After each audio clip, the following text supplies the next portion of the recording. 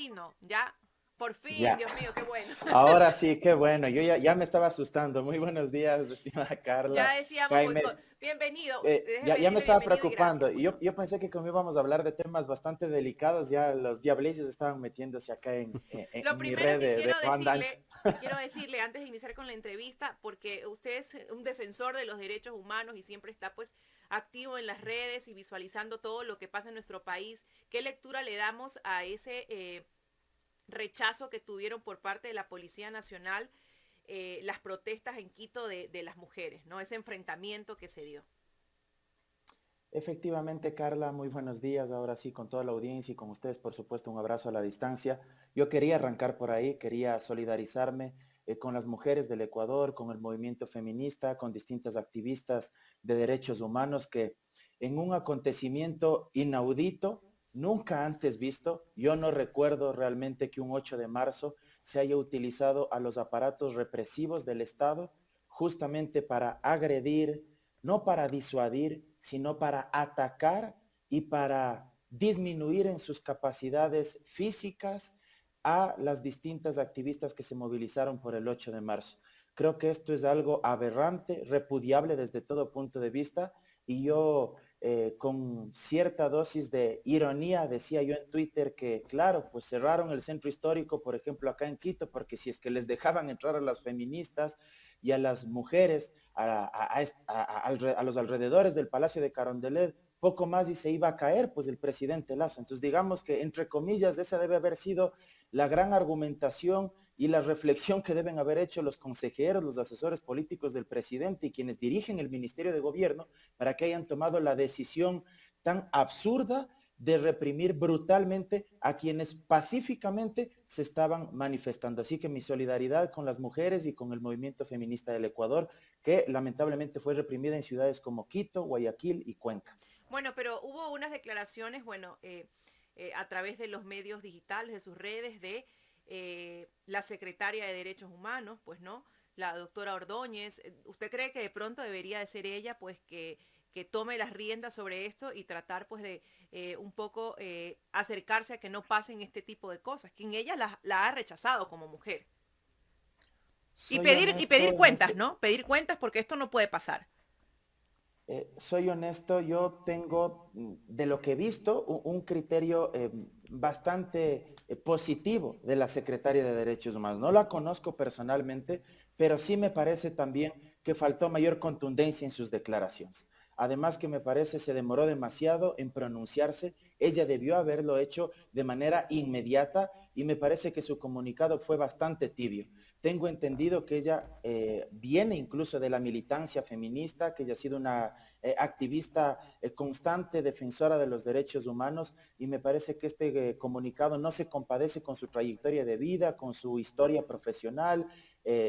Me parece que fue demasiado tibio. Ojalá alguien salga a dar una explicación argumentada, válida, porque es inaudito, pues que mientras a los ecuatorianos y ecuatorianas nos asaltan, atacan nuestra propiedad, atacan nuestra vida en el día a día, a la fuerza pública se la utilice para reprimir una marcha por el 8 de marzo.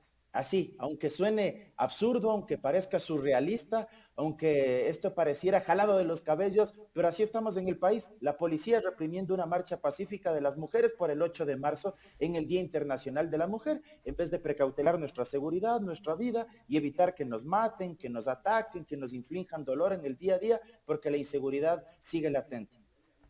Bien, bueno doctor, vamos con esa coyuntura política de la Asamblea Nacional y bueno, este suceso que pasó el día de ayer, pues que con 69 votos no se alcanzaron, pues que se siga pues este análisis, esta investigación sobre lo que ha acontecido en los miembros del CAL y su desenvolvimiento. ¿Qué lectura le damos a esto? ¿Por qué faltaron votos? Resulta que un día están, otro día no están, un día aprueban, otro día no aprueban, ya lo dije yo aquí, y que bueno, no hay una mayoría de ideología, hay una mayoría sin duda de conveniencia. Quisiera empezar haciendo una precisión que me parece importante desde el punto de vista jurídico. En la sesión de la mañana, cuando ya se intentó incorporar este proyecto de resolución para que se conforme una comisión pluripartidista dentro de la Asamblea Nacional, se hablaba de la siguiente figura: evaluación de las autoridades del CAL. Y desde una perspectiva jurídica esto es equivocado. Me parece que en aras de tratar de dosificar el discurso político para que no se escuche ante la opinión pública como que el objetivo es destituir a la presidenta de la Asamblea o a ciertos miembros del CAL, algunos actores que han impulsado esta propuesta han tratado, digamos, de, como se diría popularmente, dorarle la píldora y no hablar de destitución, sino de evaluación. Y esto me parece un error, porque en estricto derecho el artículo 18 de la Ley Orgánica de la Función Legislativa no incorpora esta figura de la evaluación. Lo que se habla es de un proceso, de un trámite de destitución, donde por supuesto debe respetarse y garantizarse también el debido proceso. Esto no tuvo viabilidad en la sesión de la mañana, luego en horas de la tarde ya se cambian algunos aspectos de esta situación, ya no se habla de evaluación, se plantea un proyecto de resolución en la sesión de la tarde y lamentablemente ahí lo que faltó ya es, digamos, el condubio o el contenido político, porque para que una decisión sea legítima en el Parlamento debe obtener un determinado número de respaldos y lamentablemente para cambiar el orden del día se necesitaban 70 voluntades y faltó un voto. Faltó un voto que bien pudo haberse llenado ya sea con una legisladora de UNES que estuvo ausente o de un legislador social cristiano que también faltó. Yo sí creo que ambos legisladores, no solo por el bien y por la imagen pública de sus bancadas, sino fundamentalmente como responsables ante el país por el cargo de representación popular que ostentan, deben darnos una explicación y deben contarnos por qué no estuvieron presentes el día de ayer en esa sesión del Pleno, cuál es la causa, cuál es el motivo, y si no podían asistir, cuál es la razón para que no hayan enviado o hayan principalizado a sus alternos que bien podían reemplazarlos. Creo que las decisiones democráticas en un parlamento no pueden ser moneda de cambio de favores políticos de los actores coyunturales. Y me parece peligrosísimo que entremos en esta dinámica, que ya lo vivimos en la década de los 80, en la década de los 90, que ha sido una práctica común de los viejos congresos nacionales, donde el ejecutivo de turno, para tratar de sostener una mayoría favorable, hace de todo. Y cuando digo hace de todo, me refiero a varias circunstancias. No solo desplegar sus dispositivos jurídicos, hacer uso del veto parcial, veto total, sino sobre todo desde lo político y desde lo institucional, empezar a repartir la lógica del cuoteo, cuotas de poder político en los territorios, o empezar a articular con esos gobiernos autónomos descentralizados, alcaldías, prefecturas que tienen uno o dos asambleístas en el Parlamento, y a través de eso empezar en estas lógicas de canje, del toma y daca. Si es que esta es la práctica política que hoy nuevamente se va a implantar, creo que es peligrosísimo para la democracia y evidentemente va a terminar de erosionar aún más la ya alicaída imagen del Parlamento ante los ecuatorianos. Doctor, el detalle aquí es que, bueno, pues todas las bancadas predican, predican, predican, pero a la hora de aplicar no aplican absolutamente nada. Y nos hacemos una pregunta. ¿Existe realmente una nueva mayoría en la Asamblea en estos momentos? Creo que eso a todas luces demuestra que no es así. No hay una mayoría, y yo me atrevería a decir para ninguno de los dos lados. ¿Ah? Yo creo que no hay una mayoría consolidada ni de oposición, ni una mayoría consolidada a favor de la señora Yori y del presidente Lazo. Porque digo, hay que mencionarlo también, la mayoría oficialista es una mayoría que está anclada o está imbrincada en estos dos actores políticos, la presidenta de la legislatura y el presidente de la República. ¿A qué Y no hay una costo, mayoría, doctor? a eso quería ir, estimado Jaime. Y no hay una mayoría consolidada. Y aquí permítame utilizar una metáfora incluso un poco coloquial. Vea, estos legisladores que no tienen una posición definida, que actúan con devaneos, que el día de hoy le dicen una cosa y mañana hacen otra totalmente distinta de lo que predicaban. Vea, para mí son una especie de vampiros. Un momento usted les da 1 litro de sangre, chuparon esa sangre y después le van a pedir administrar toda la Cruz Roja del país. O sea, ya no le van a pedir solo 1 litro o 2 litros de sangre, le van a pedir administrar toda la Cruz Roja, porque este tipo de legisladores se acostumbran a estas lógicas transaccionales del intercambio de favores, Se vuelven a pedirle vampiros. cada vez más, exactamente, se vuelven insaciables, estimado Jaime. Y eso es algo que el Ejecutivo no se da cuenta. Y en un momento determinado, el gobierno del presidente Lazo, en vez de aplicar prácticas políticas dialogantes, dialógicas, que permitan construir, digamos, proyectos de ley que sean deliberados y mínimamente consensuados en aspectos elementales, sin necesidad de estarles dando cuotas, de estarles dando espacios de poder. Al contrario de hacer eso, en lo que cae el presidente Lazo es en estas prácticas bastante opacas que tarde o temprano se sabrán ante la opinión pública, porque vea, en un momento determinado estos legisladores pedirán más, y el Ejecutivo ya no podrá darles todo lo que estén pidiendo, y eso es terrible para la institucionalidad del país. Cuando dice pedirán más, ¿qué piden ellos en realidad? ¿Qué podemos sospechar que piden? ¿Espacio de poder o tal vez otra cosa? Mire, Jaime, el Ejecutivo tiene varias ventajas en un sistema presidencialista a diferencia de un parlamento. Empecemos por lo más sencillo y que tal vez la gente no divisa. Un parlamento no maneja recursos económicos. El parlamento no tiene a su cargo el Ministerio de Economía y Finanzas. Y ojo, no estoy diciendo tampoco que debamos regresar a ese viejo diseño institucional de la década de los 80, por ejemplo, o de los inicios de los 90, cuando los diputados manejaban incluso partidas presupuestarias. Recordará usted, Jaime, había diputados que tenían partidas de 1 millón de sucres, 2 millones de sucres y se encargaban de comprar computadoras, bancas escolares, poco más hasta hacer bordillos en esa época, lo cual era también absolutamente descabellado, aberrante y se prestaba para prácticas irregulares, corruptas. No digo que volvamos a eso, pero es evidente que si el Ejecutivo es quien dispone la transferencia de los recursos económicos, porque ahí está el Ministerio de Economía y Finanzas, eso le da un poder sustancial, diferenciador de las distintas funciones del Estado.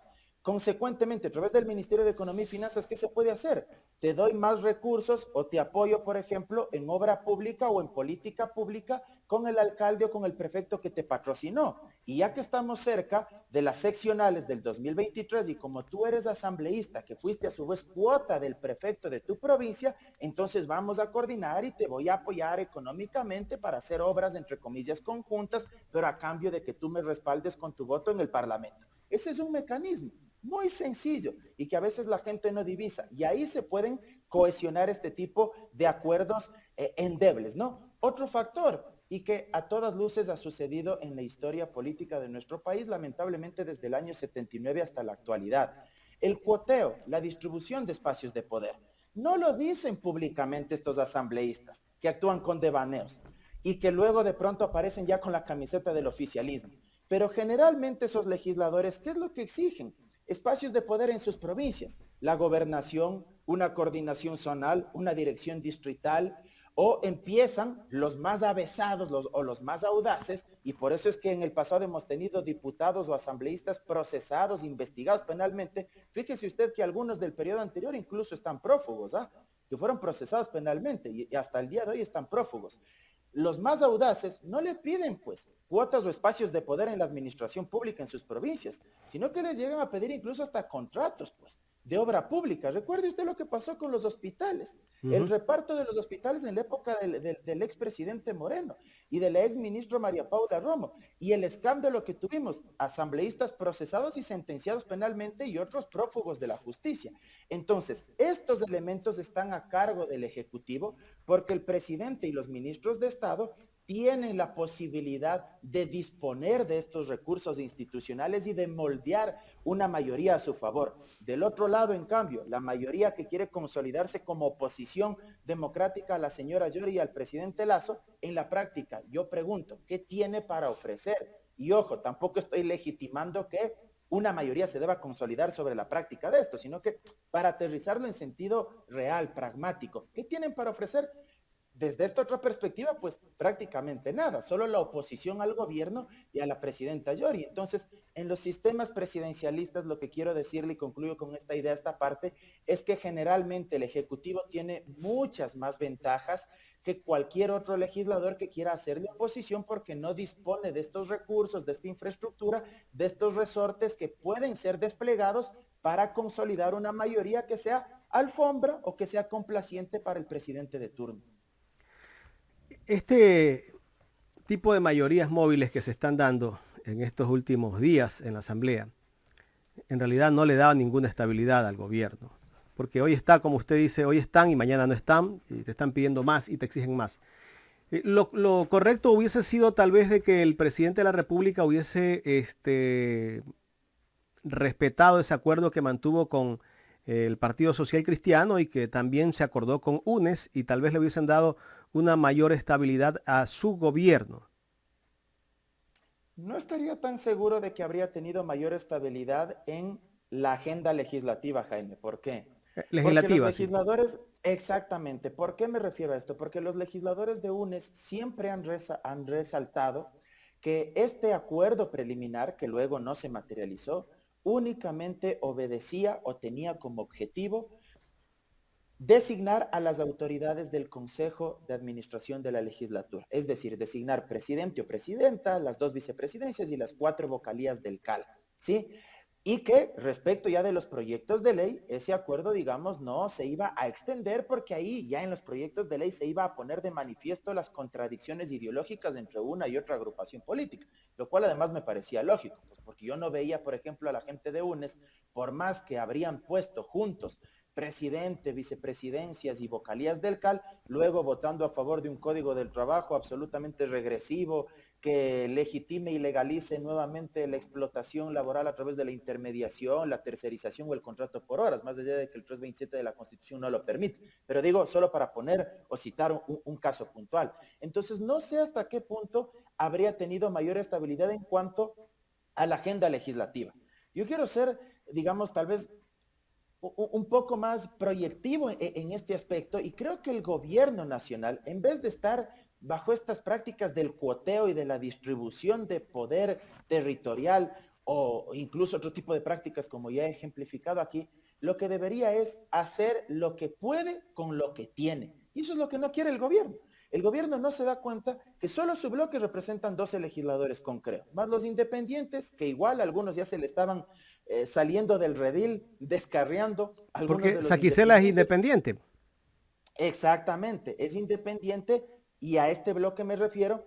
El gobierno ya empezó a darse cuenta que algunos de ellos se le estaban descarriando, entre comillas, por utilizar una metáfora, ¿sí? El gobierno debería entender que con este bloque de legisladores que tiene, debe hacer lo que le alcanza, lo que puede hacer. No puede pretender imponer una agenda legislativa cuando están conscientes de que ni siquiera llegan a mayoría absoluta, peor diga usted una mayoría calificada.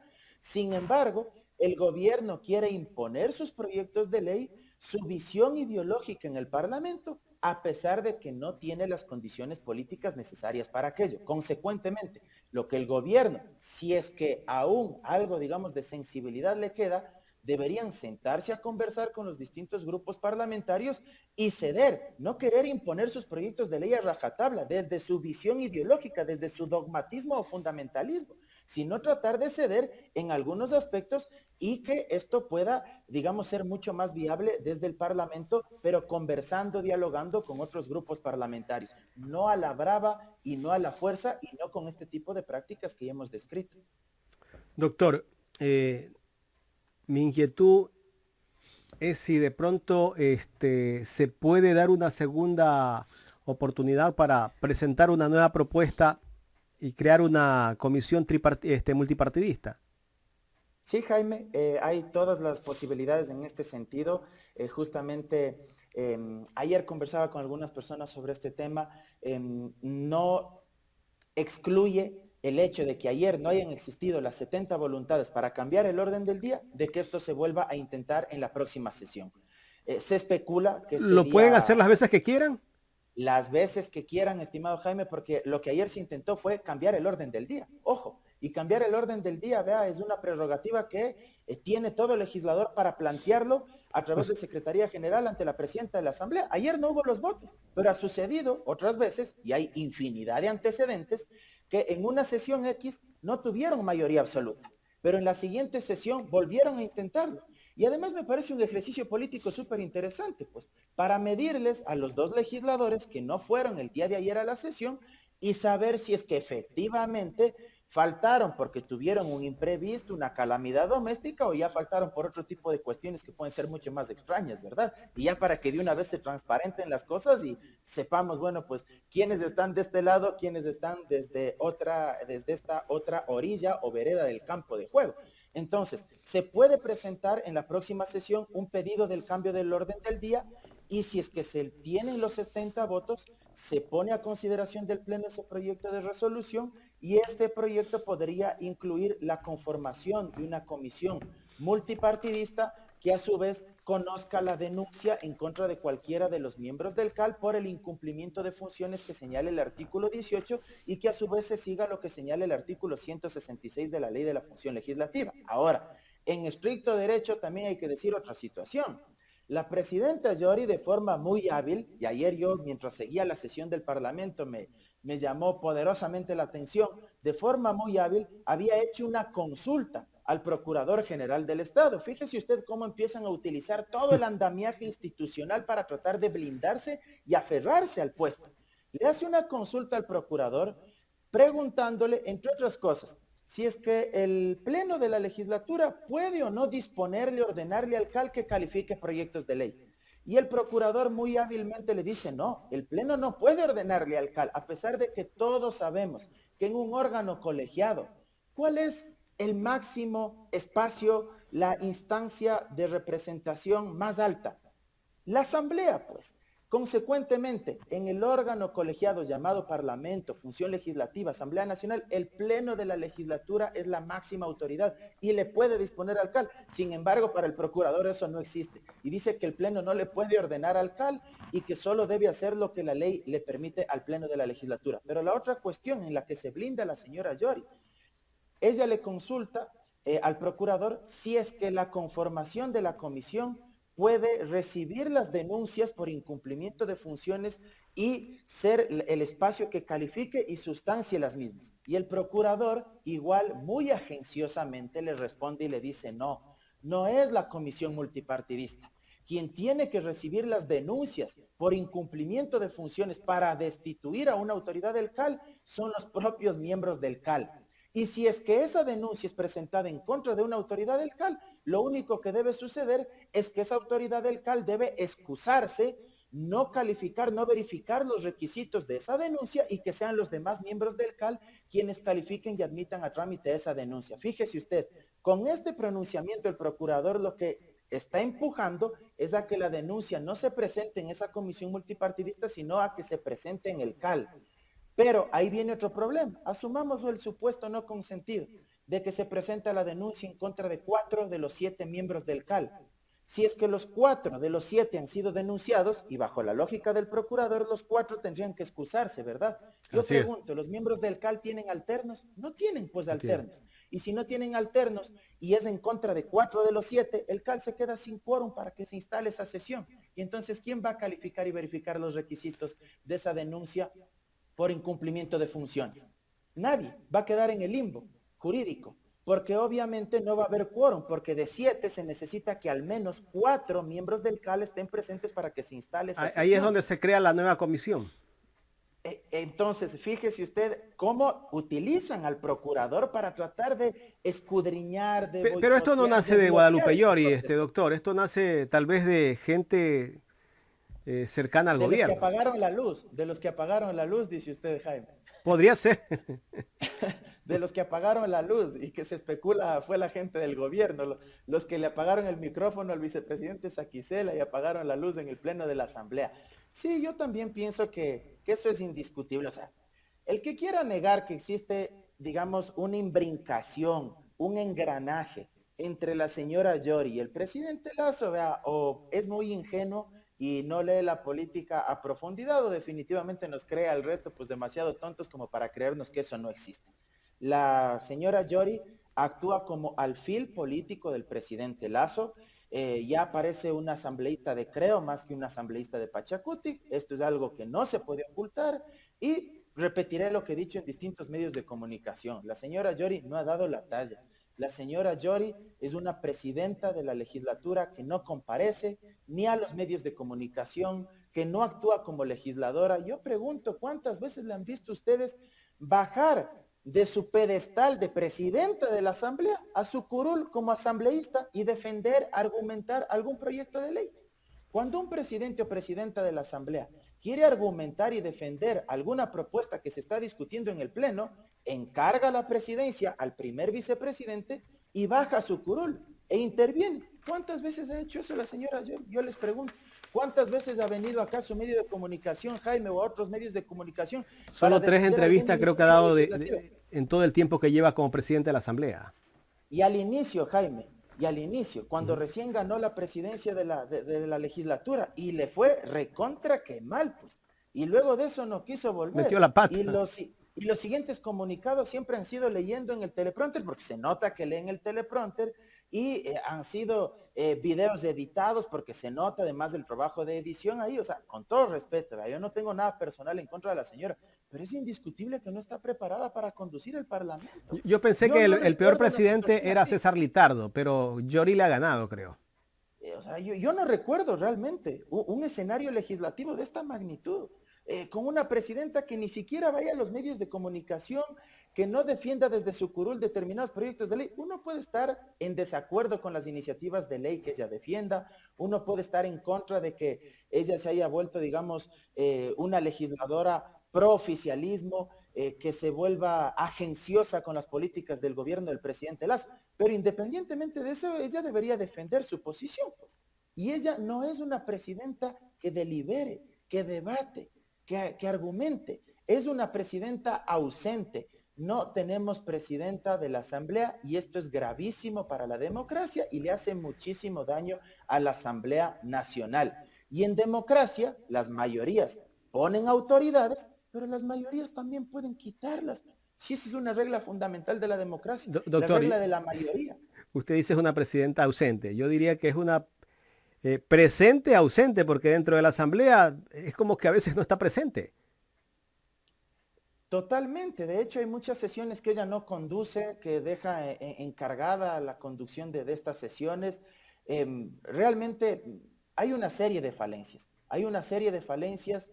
La Asamblea Nacional cada vez va en picada. Tampoco creo, y siendo muy, muy justo respecto de los hechos, tampoco creo que cambiándole únicamente a la señora Yori la imagen de la Asamblea vaya a tomar un vuelco y vaya a tener, digamos, mayores niveles de credibilidad o de aceptación, porque este es un problema estructural. No se trata tampoco de un problema exclusivo de una sola persona.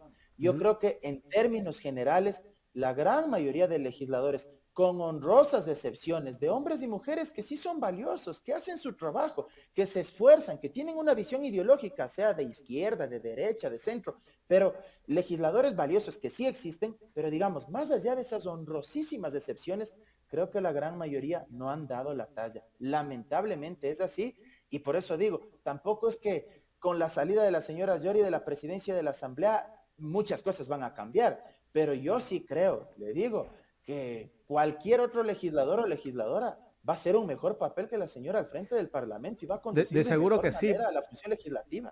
De seguro que sí, y ver también a sus propios compañeros, los denominados rebeldes, la otra ala de Pachacuti, que están en contra de ella. O sea, eso da a notar muchísimo, ¿no?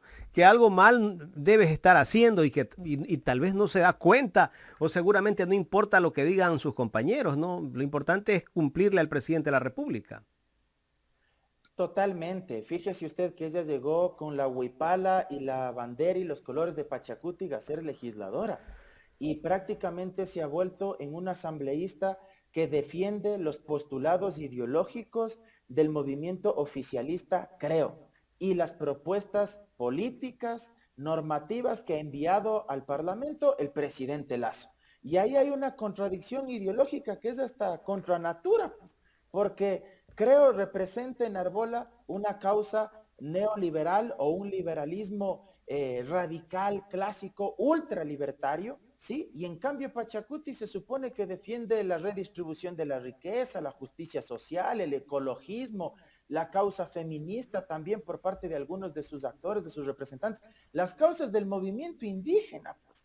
Las causas del movimiento indígena, del movimiento campesino, de los agricultores del país. Es decir, no hay comunión de ideas. Sin embargo, la señora no ha tenido empacho alguno en aislarse y en alejarse de los postulados que ella levantó en campaña para adscribirse y, reitero, actuar como alfil político del presidente Lasso en la Asamblea Nacional. Y ella debería darse cuenta que una presidenta de la legislatura que ya no goza de la confianza de la mayoría de integrantes del Parlamento es una presidenta caída. Y una presidenta caída por el bien de la democracia y de la institucionalidad del país, lo mejor que puede hacer es no aferrarse al cargo, sino dar un paso al costado, decir gracias, no me ha ido bien, y que vuelva a ocupar su curul y que pase a formar parte de una de las comisiones especializadas permanentes. Pero aferrarse, insistir en que ella es la indicada para conducir los destinos de la Asamblea, me parece un craso error que nos está perjudicando a todos los ecuatorianos. Y no, y escucharle su discurso de siempre, que a mí me persiguieron, que a mí me metieron presa, yo creo que eso es como justificar algo injustificable en este momento, ¿no? Ella tiene que dar respuesta a su inacción dentro de la Asamblea. No tiene por qué irse a un discurso de que el correísmo me persiguió. Cualquier cosa para justificar. En estos tiempos es bueno para los que están en el poder mirar por el retrovisor y eso no está bien. De acuerdo con esta reflexión, Jaime, ella apela, digamos, a una narrativa y a un marco discursivo de la victimización. Y apela, digamos, a esta lógica ya tan repetitiva y además cansina que se viene utilizando desde la época del gobierno Moreno, porque es la misma práctica discursiva, es el mismo encuadre que se le trata de dar a la opinión pública, ¿no? Y posicionar en el imaginario colectivo. Es que el correísmo me persiguió y como el correísmo me persiguió, entonces eso me legitima a mí para seguir conduciendo la asamblea. Ey, ey, ey, un ratito, separemos las aguas, maticemos la discusión, asumamos el supuesto no consentido de que efectivamente usted fue una perseguida política y de que existieron excesos. Probablemente incluso es así. De hecho, no quiero descartar ese escenario. Oiga, pero eso no significa que usted esté validada para que usted haga lo que le dé la gana o para que usted haga barbaridades al frente de la asamblea. Pues, o sea, lo uno es muy aparte de lo que ahora usted debe cumplir en su tarea como presidenta de la asamblea, pues, porque bajo el pretexto de que a usted le persiguieron o de que se cometieron excesos en contra de usted en su época de prefecta, usted no puede ahora, digamos, hacer lo que le da la gana, no comparecer, no hablar, no asumir su rol, su papel como presidenta de la asamblea. No puede pretender blindarse bajo lo que le pasó antes en un gobierno determinado. Entonces, eso me parece que además ya es cansino, es agotador, e incluso con el propio gobierno. Fíjese usted que el presidente Lasso replica estas mismas prácticas discursivas y la señora Yori le sigue atrás. Replica las mismas prácticas discursivas. Yo creo que incluso tienen los mismos discurseros, las mismas personas que les construyen y les describen los discursos, las narrativas, el encuadre que se pretende posicionar ante la opinión pública, cuando la gente lo que quiere es respuestas inmediatas ante los problemas cotidianos que le afligen en el día a día. El tema de la inseguridad, el tema del desempleo, el tema de la pobreza y pobreza extrema, el tema del hambre, el tema del acceso a la educación en línea, el tema del acceso a la universidad. Esos son los problemas urgentes. No que estén culpándole al ex sobre lo que pasó o sobre lo que le sucedió y que ese sea el blindaje para justificar los errores que hoy cometen en el presente. Doctor, tengo dos preguntas finales en este diálogo que mantenemos. ¿Qué va a pasar con estos asambleístas que no asistieron ayer? ¿Cuántos fueron? Me parece que fueron 4 o 5. ¿Cuántos fueron los que no estuvieron Unos presentes? 5 asambleístas, me parece, si mi memoria no me falla. 5 Claro. asambleístas. Pero de los bloques, digamos, trascendentes que uno interpretaba, iban a coadyuvar De para que UNES se falló cambie el orden una, del día. Falló que una viene de y Orellana, una... de la provincia de Guadalupe Llori, ¿no? Vea, no dé más elementos para hacernos pensar mal. Y Por también llama eso la digo, atención vea, 2 social cristianos. sabía que era uno. Este rato por usted, Jaime, me desayuno, por llamarlo de alguna manera, que fueron 2. Sabía que era uno de la provincia de Esmeraldas que aparentemente habría sufrido un atentado en horas de la mañana y ya no pudo llegar a la sesión de la Pero si tarde. sufrió un Si es que esto es atentado, cierto, tenía que haber comunicado al suplente, o no eso le iba a alcanzado. decir, vea, si es que esto es cierto, Jaime, si es que esto es cierto, sería gravísimo. Y si es que este atentado es real, como se difundió en algunas redes sociales, debería presentarse la denuncia en la fiscalía. Por eso yo le decía hace unos momentos, ¿verdad? Para que no pensemos más allá. Hay que Y ver para en que la no próxima pensemos, sesión, doctor. correcto, para que no pensemos más mal de lo que ya estamos elucubrando, porque vea, es inevitable no hacer un montón de lucubraciones, y más en nuestro país. Para evitar aquello, en la próxima sesión es el mejor ejercicio para medirles a esos legisladores. Se puede presentar un nuevo pedido de cambio del orden del día, se puede insistir en aquello las veces que sean necesarias y ahí se verá si es que ya comparecen, asisten o si no asisten, que al menos envíen a sus alternos, pues y que los principalicen. Es así de simple, pero si no asisten y no envían a sus alternos, Ahí se bueno, pues evidencia algo. ahí sea de qué estamos hablando, ¿no? Y más temprano que tarde se sabrá, porque vea, en nuestro país la clase política, no todos, pero sí un gran número de los actores políticos son bastante mojigatos, como se diría popularmente, porque cuando reciben cuotas o espacios de poder, no lo transparentan, y eso es algo que le hace daño a la política. Y si algo le molesta a la gente es que este tipo de acuerdos o de transacciones políticas no se transparenten y no se diga de frente, sí, ya soy legislador prooficialista o sí, nuestra organización política tiene espacios de poder, tiene carteras ministeriales, tenemos un gobierno de coalición, nosotros creemos que es mejor darle niveles de gobernabilidad al Ejecutivo, que se diga frontalmente aquello, pero aquí se mojigatea mucho y por debajo, de forma opaca, de forma oscura, es donde se llegan a este tipo de acuerdos o de arreglos que obedecen más bien a la conveniencia del actor político del momento. Doctor, ¿qué va a pasar con el Consejo de Participación Ciudadana y Control Social? Ayer sesionó, fueron los tres de minoría, pero más fueron a cuestionar al presidente Ulloa. Fue una sesión un poco accidentada. ¿Qué va a pasar con el nuevo presidente? ¿Seguirá en ejerciendo su cargo como presidente del Consejo de Participación? Fíjese usted las grandes paradojas de la vida, ¿no? La ministra de Gobierno en su momento, cuando compareció a la Asamblea, legitimó que esa nueva mayoría se haya tomado a pesar de que fue inconstitucional e ilegal, pero ella habló de las mayorías y dijo, hay que defender y garantizar las mayorías en democracia. Cuando una nueva mayoría quiere, ahora sí, respetando el procedimiento señalado en la ley de la función legislativa, destituir a la presidenta, ahí sí es un golpe de Estado, poco más se quieren tomar por asalto la legislatura. Las grandes contradicciones de Ley del nuestra clase embudo se llama política esa. y de la élite gobernante, ¿no? Los mismos que semanas antes legitimaban lo del Consejo de Participación Ciudadana, cuando ya no les gusta o es una mayoría contraria en la Asamblea, entonces ahí sí es golpe de Estado o ahí sí es absolutamente arbitrario, ¿no? Esas contradicciones. Vea, yo creo que más allá de que hemos dicho, fue una actuación por fuera del marco constitucional y legal, lo que hizo el doctor Ulloa, yo creo que ya está, digamos, ahí colocado, legitimado, entre comillas, por la fuerza de las circunstancias. Todo el andamiaje institucional del Estado se posicionó detrás de él. El mismo hecho de haber enviado a la fuerza pública a acercar el Consejo de Participación Ciudadana tiene un mensaje simbólico súper potente, porque lo que le está diciendo el Estado central y el gobierno es, nosotros apoyamos a ese actor y no nos pesará la mano en disponer, en autorizar que vaya la fuerza pública para respaldar a ese actor que a nosotros nos interesa. Entonces yo creo que él va a ser quien conduzca las sesiones, no tengo la menor duda, porque tiene, reitero, todo el andamiaje institucional del Estado detrás de él para respaldarlo, pero habrá que ver qué es lo que sucede en la Asamblea, porque hay dos juicios políticos que están pendientes. Yo le digo, creo que aquí lo más conveniente es que se vayan todos.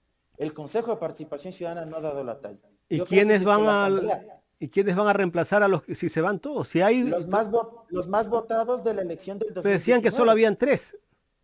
No, pero este rato suplentes, ¿sí? Hay tres que han sido, digamos, señalados como los suplentes en su momento por el propio El Consejo. suplente del suplente.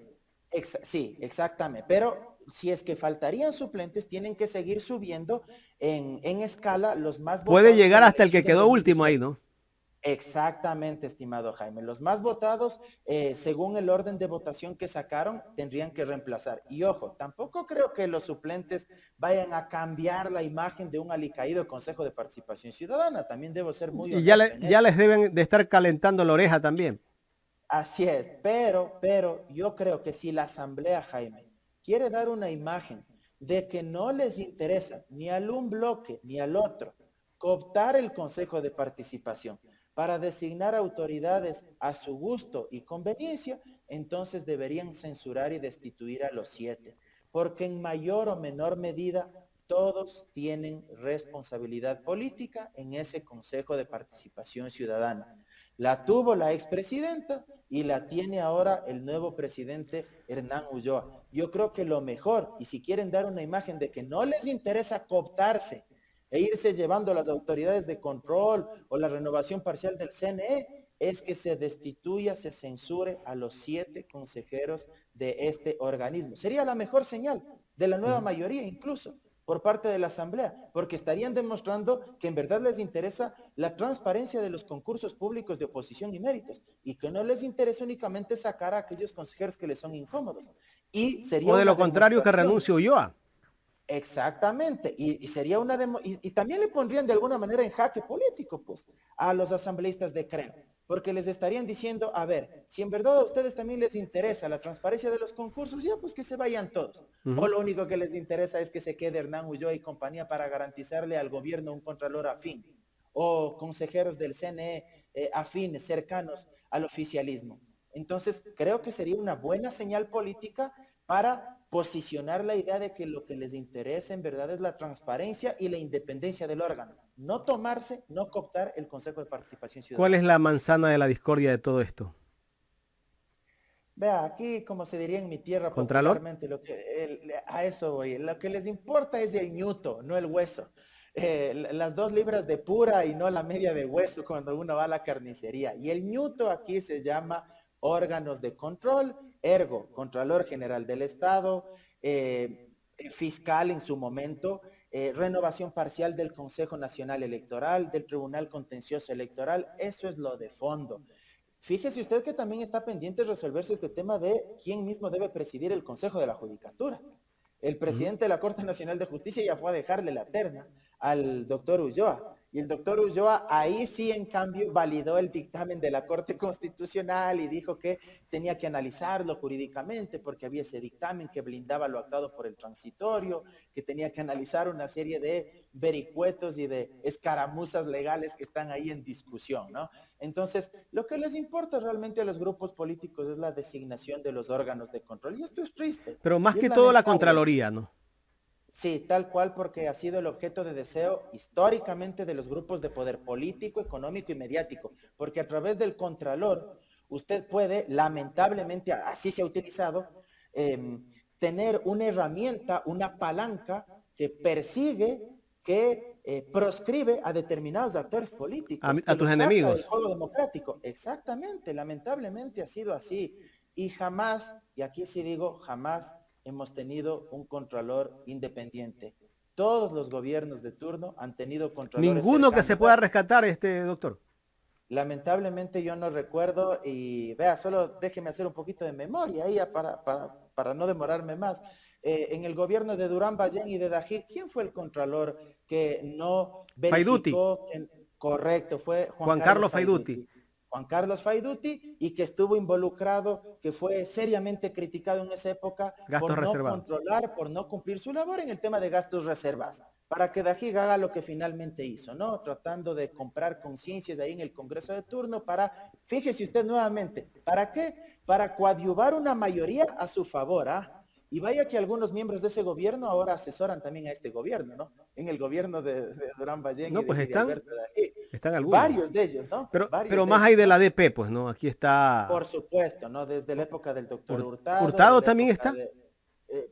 se especula que es quien le habla al oído, pues al presidente Lazo, eso es lo que se especula, incluso vea medios de comunicación, uno podría decir cercanos al régimen o que en su momento lo apoyaron, han dicho abiertamente que el doctor Hurtado es quien le habla al oído al presidente Lazo y que es el gran gurú de la política detrás del régimen de turno, ¿no? Y hay muchos actores más, ¿no? Pero La podemos ministra pensar, tal vez, Abela, podríamos Diego pensar, Ordóñez. ¿usted no cree que toda esta gente le hace daño al gobierno? Porque yo creo que más vale debe de buscar otro tipo de gente que lo ayude o que lo asesore el presidente de la República, porque ellos no han ganado ni siquiera una elección asambleísta en estos últimos 20 años. Lo que pasa es que es una especie de reencauche político, ¿no? Cuando uno creía que la democracia popular o la democracia cristiana estaba absolutamente enterrada, luego de los oprobiosos gobiernos en los que actuaron, principalmente el de Maguad, vemos que la política finalmente es cíclica, en muchos momentos se repite la historia. eh, y me parece que hoy ha quedado demostrado aquello. Hay varios actores políticos que están dentro del gobierno. También ahora como consejero ad honorem también el exalcalde de Quito, Roque Sevilla. Usted tiene igual a un viceministro de gobierno como el exdiputado Juan Manuel Fuertes, que fue diputado en la década de los 80 de la democracia popular. El ministro 90. de Economía y Finanzas, Simón Cueva, también fue miembro de la democracia popular, de la democracia cristiana. En fin, me faltarían nombres, incluso se sabe que el rector de una universidad prestigiosa de acá de la capital igual asesora y fue en su momento miembro de la democracia popular, de la democracia cristiana. En fin, hay mucha gente de este extinto partido político trabajando, asesorando políticamente al gobierno del presidente Lazo y me parece que reivindican también las prácticas ideológicas que siempre defendieron. Ellos siempre tuvieron una visión neoliberal, ultralibertaria de la economía, el Estado mínimo, siempre estuvieron en contra del Estado social y hoy queda en evidencia con todas las prácticas y lo que están emprendiendo desde el ejercicio gubernamental. Doctor, quiero agradecerle por haber aceptado este diálogo que ha sido muy fructífero, interesante. Yo creo que nos ha sacado muchas dudas de todo lo que está pasando en este querido Ecuador. Muchas gracias a usted, Jaime. Siempre será un gusto conversar con ustedes y por supuesto un abrazo para toda la audiencia. Siempre a las órdenes.